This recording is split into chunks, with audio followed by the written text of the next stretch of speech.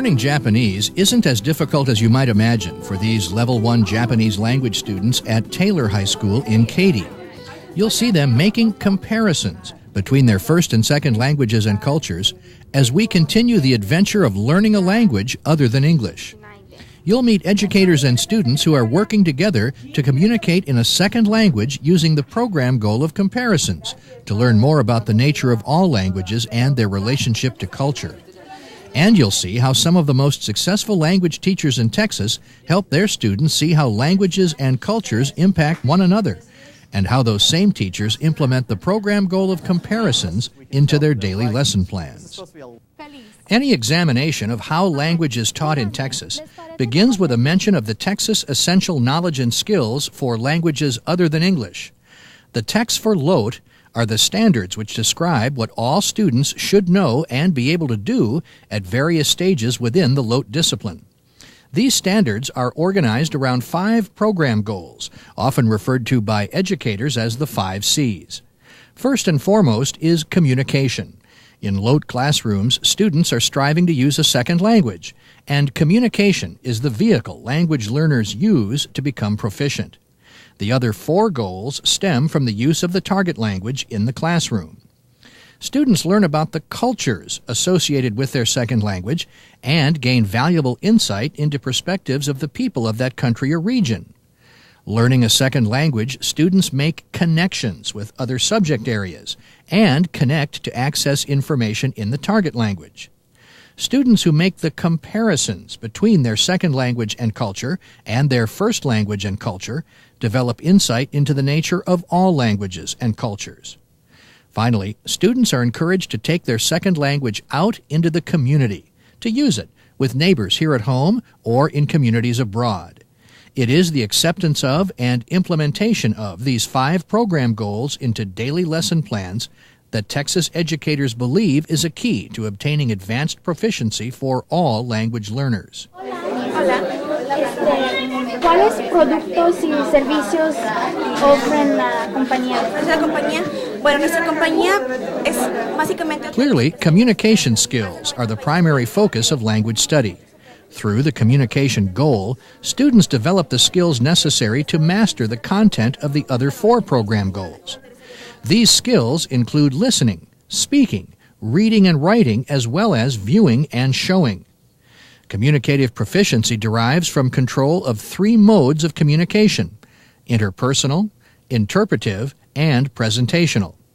Students need practice in all 3 types of communication in order to satisfy their most commonly expressed reason for taking any language class: to learn to communicate.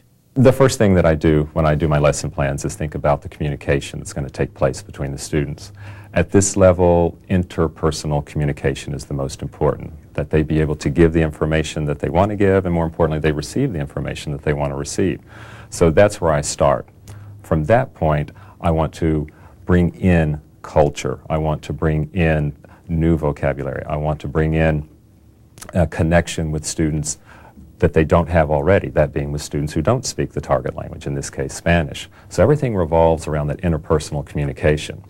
If at some point then we can get to other kinds of communication, interpretive communication, communication of presentation type, that's good too. But at this point it's the interpersonal communication that's most important. It's what they want to do. They want to learn how to speak Spanish. The primary mode of communication is the interpersonal mode, where there is a direct exchange of communication between individuals, either listeners and speakers or readers and writers. Tenemos compañías en más de 90 países, incluyendo Norteamérica, África, Francia, Alemania. At Churchill High School in San Antonio, these students are involved in a mock job fair. They're demonstrating proficiency in the interpersonal mode of communication, speaking and listening. This mode of communication requires active negotiation of meaning between the individuals and calls for a natural pattern of adjustment and clarification in order to be successful. Another form of interpersonal communication occurs between writers and readers when both writer and reader have access to one another. In Heidi Kirby's German 2 class at Cinco Ranch High School near Houston, her students are emailing students in Germany. The 2 groups of students are thousands of miles apart, But utilizing the technology available in today's language classroom, they are able to be e-pals in their target language. Using their computers, the students are communicating in the interpersonal mode. They are developing the skills of reading and at the same time developing the skills of writing. Another mode of communication is the interpretive mode. In this form of communication, the communicative source, the speaker or writer, is not present. The listeners or readers must determine for themselves the meaning of what is being communicated, using the skills of listening and reading. At Cambridge Elementary in the Alamo Heights School District, these first-grade immersion students receive a full dose of all three modes of communication in the target language right from the first day. The interpretive mode occurs not only during teacher, but also during reading time. For these youngsters, full comprehension of what they're reading is still a ways down the road, but their interpretive skills are already being enhanced, and they're developing viewing skills, using pictures to help interpret what they see and read.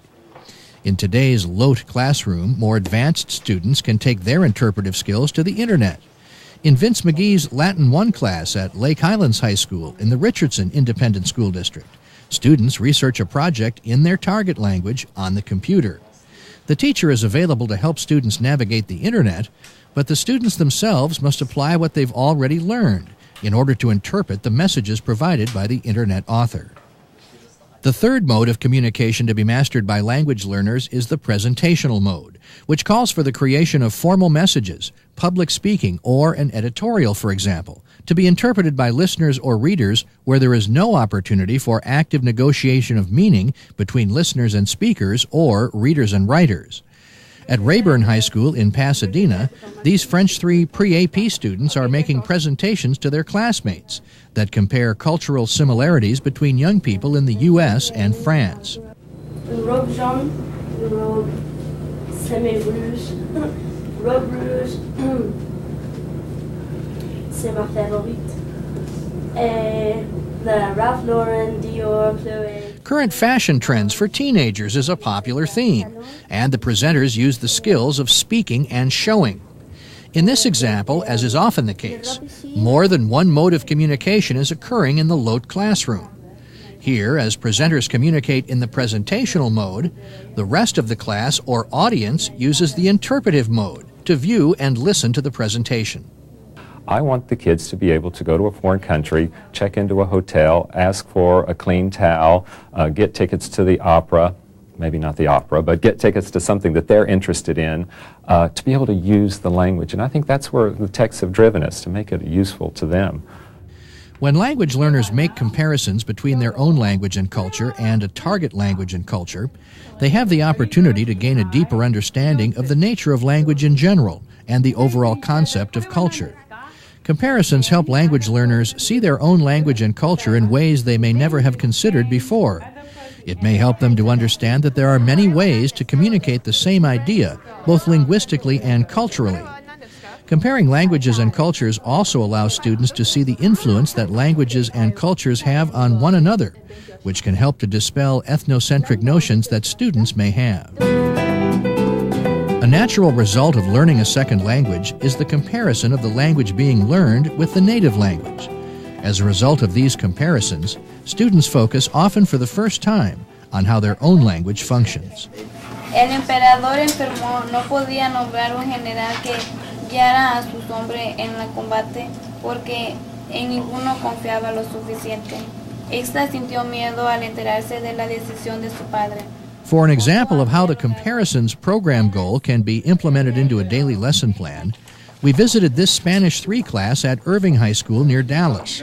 Today, Ginger Klein is asking her students to compare language structures in Spanish and English. Okay. Interrupted, happened, it was, they were, emotion, they felt, they knew. Eso siempre es la forma de en inglés y muy raras veces vamos a decir algo diferente para distinguir entre este tipo de pasado y este tipo de pasado en inglés. We do a little bit of comparison.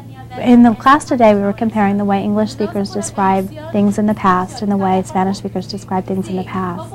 And we saw some examples of ways that it's appropriate to use the preterite and ways that it's appropriate to use the imperfect so that they could start to get a handle on that. A lot of these students many of them are native speakers, and they already have a pretty good sense of, well, just because it sounds right. But I want them to know that there's a reason behind what they're doing. And a lot of them are learning English for the first time.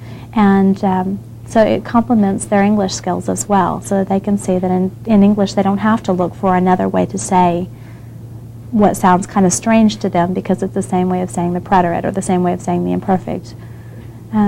So making that point with the students and letting them see it for themselves and go, oh, aha, I get it. Ginger believes communication is the key to successful language learning.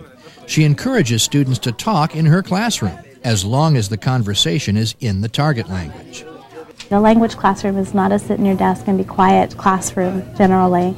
That if an administrator walks into my room and sees my students moving around, active, talking, that's because that's what we want them to do. That you can't learn a language and communicate if you don't ever speak. I also find that the students are more motivated when they're actively involved in the lessons, and when I can get 2 or 6 or 7 groups all doing the same activity that I could have just as easily called on one student to do in the classroom. On this day, Teacher Klein's class is making comparisons and identifying the differences between 2 different past tense forms in the target language. Okay. Que eso es el costumbre, pero luego vuelvo a decir que para Ixal no lo fue. Okay. Eso es lo que busco. Ok, ¿terminaron? 30 segundos, alístense. Convocat petul al final fue el quien dirigió el ataque más fuerte en la derrota o el ejército. I know it looked a little like chaos at first, at least. It's a very active class, but it works very well to use group assignments with them. I gave them each a sheet of transparency film and a topic, and they had to go through a story that they've already read and find an example of that kind of a statement in the story. They were practicing the differences between 2 different past tense forms in Spanish, preterite and imperfect, and it was a way of discovering it rather than giving them some notes and saying, okay, now let's practice on a worksheet. They found examples of the different kinds of sentences, and then they had to tell me which kind of verb was being used in the sentences. Era ya muy viejo, cayó enfermo. Students do a lot of group activities, deal with a lot of native level texts. They do a lot of research, a lot of presentations, a lot of projects, and grammar really is a secondary and a very deductive form of learning as far as that goes. We try to stay in the content language or in the target language as much as possible. Teacher Klein is another educator who embraces a proficiency-based approach to language teaching. I believe very strongly that most of the reason that students sign up to take language is because they want to speak. They want to understand, they want to have conversations, they want to feel comfortable in situations where that language is being used. They don't really want to go out of here and learn how to, I can conjugate 400 verbs. I know all the 20 tenses or whatever. I know exactly where to put every accent, although those things are important. Another educator who asks her students to make comparisons of languages and cultures is Helen Nakamoto in her Level 1 Japanese class at Taylor High School in Katy. What you like? Yeah? So, もちろん日本語 yeah? Of course 日本語 So, you said, I like Japanese language. Say Japanese language first.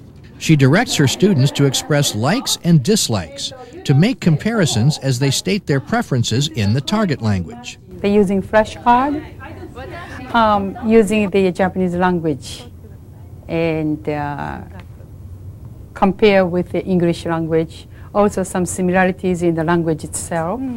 何が好きですか? Soccer が好きじゃないです。okay. イタリアン語を勉強します。何を勉強しますか? ドイツ語を勉強します。何が好きですか? 歴史が好きじゃないです。 Helen also has her students compare cultural differences and similarities in English and Japanese with a Venn diagram. Here, students are comparing the characteristics of school systems in Japan and the United States. Semester system.